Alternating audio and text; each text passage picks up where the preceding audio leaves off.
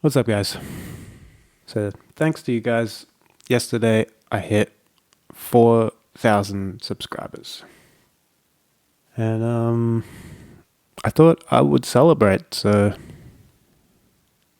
I may have overdone it a little. So be gentle with me, I'm feeling a little fragile today. Anyways, today is episode 2 of Complete on Complete. Complete! Shh. Jeez.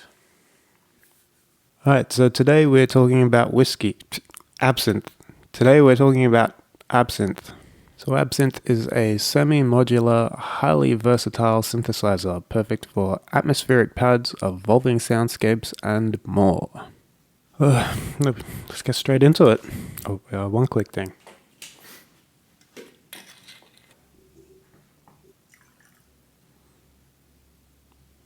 Let's just keep this between you and me, okay?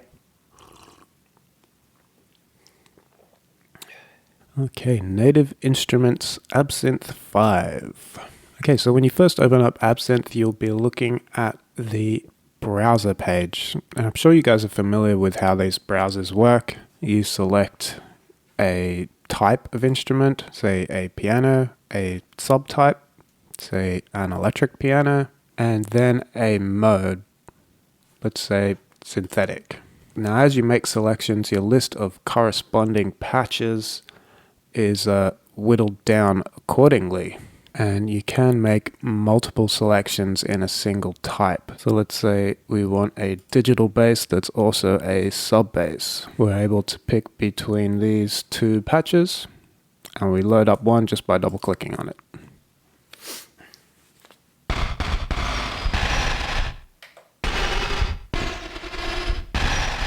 So like I said, from the browser you are loading up different patches, which brings us over to the patch page. So this is what the patches look like. At the top you have 3 oscillators. Now there is a huge list of oscillator types you can pick from. There's even a way of creating your own custom waves. If we head over to the waves page, you can see we can easily draw our own wave with a bunch of wave editing tools.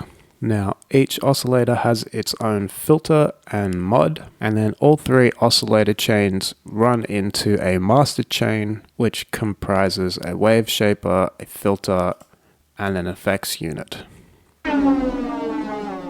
Speaking of effects, that takes us to our next page, the effect page.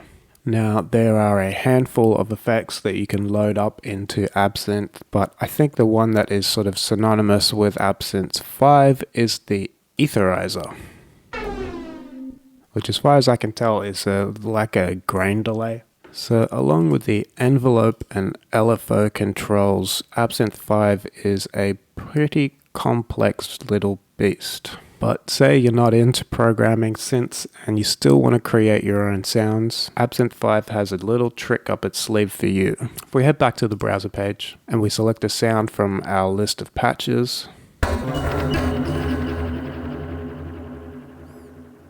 let's try something else. That sounds nice. Okay, so say we like this sound, but we want to customize it a little bit, make it a little bit more our own sound. Absynth 5 has this little button up here called Mutate. When you hit the Mutate button, it will somewhat randomly change the sound based on a few parameters. Firstly, down here you can change the mutation amount and how random the change will be. But secondly, say you like this sound, but you want it to sound, maybe you want it to sound a bit more like a bell. If we select those attributes from the browser and then hit Mutate, we should end up with a sound that is similar to our original sound, but sounds more like a bell. I think it worked. And as you can see up the top here, the name of our patch Harmonics has changed to Harmonics M1 or Mutation 1. Now you can continue to mutate this as many times as you like, each time coming up with a new sound. But say you took it a little too far, you want to go back, you have a mutate history, which you can go back to and select any of your previous mutations. Alright, well, I think that's good enough for a little overview, but I think it's about time we made a beat with it. Just one thing first.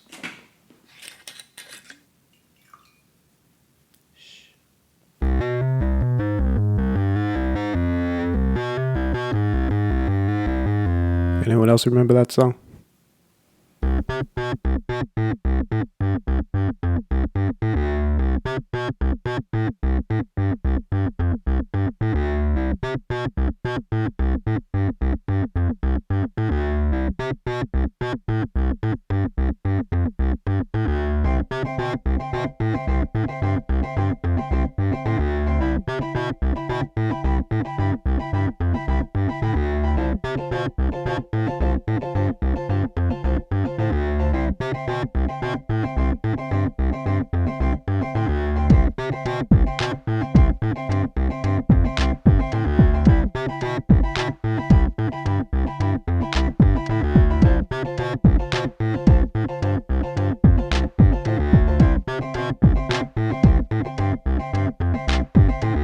Alright, so let me talk you through some of the more interesting aspects of this beat. So firstly, everything you just heard was created with Absynth. The bass, the keys, and the drums. All Absynth. And another little interesting part is the key sound. This is actually using two instances of Absynth. One is the original sound, but I'm also using Absynth as an effects unit to change that sound into this. Alright, I did make one other beat with Absynth that I wanted to talk to you I wanted to talk about with you today. This one was a little more complicated, so I'm just going to walk you through the whole process. Now, I wanted to see how complicated it would be to make a sound from scratch. So this is the sound that I came up with. It's a single oscillator, a filter, a kind of a filter effect unit, then a wave shaper, and another effect unit. And this is what it sounds like.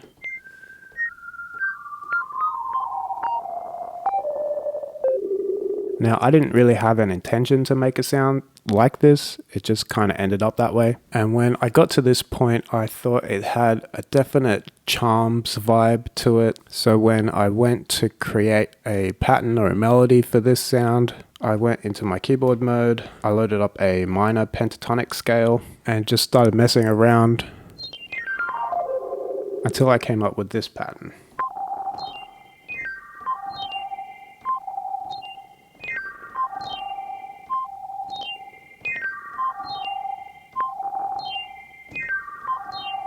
So I was pretty happy with that and the direction this was heading in. The next thing I added was a pad sound. What I did with this pad sound was go to my chord sets and then hit the note repeat button. When you use those two things in combination, it turns the note repeat into an arpeggiator.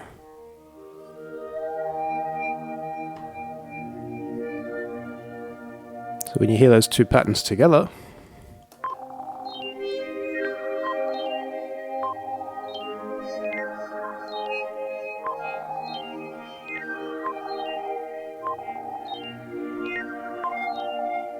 getting a very ethereal kind of vibe. But I fairly recently heard about a genre called mod bap, which is a combination of boom bap, hip hop with modular synthesis. So I wanted to head in that kind of direction. So the next thing I added was a bass, just a big, heavy, simple sub bass.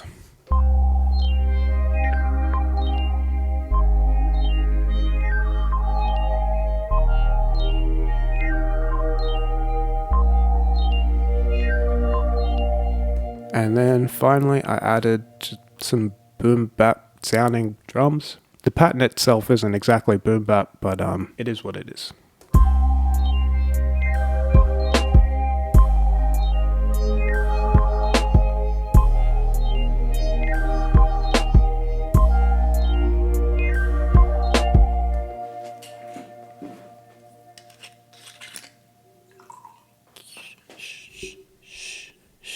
Alright, so the next thing I did on this little adventure was export everything, chuck it into Ableton, get ready to put some cuts down. But I didn't want to quite leave Absynth on its own just yet. So what I did was open up Absynth as an effect unit and added this effect to the cuts.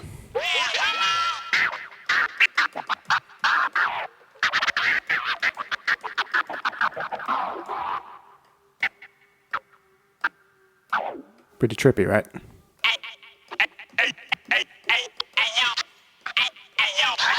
Yeah.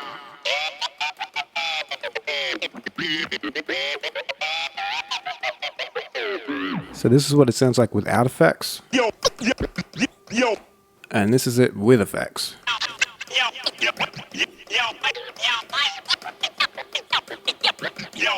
So this kind of using effects on the cuts is not something I normally do, but I really dig it, so maybe I'll do it more often. Alright, well, with all that said and done, let's get into this beat.